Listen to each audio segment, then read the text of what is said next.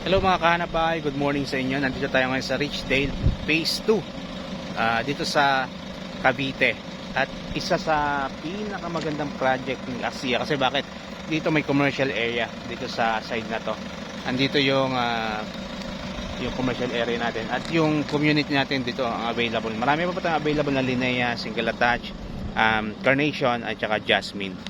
So kung naghanap kayo ng bahay dito sa Cavite, isa na po ang Richdale sa pwede kong i-offer po sa inyo na maganda po ang community.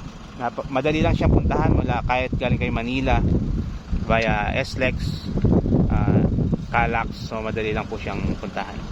Ayan, ito po yung ating project dito sa Richdale. Para makita nyo ng actual, pwede po may schedule lang po kayo.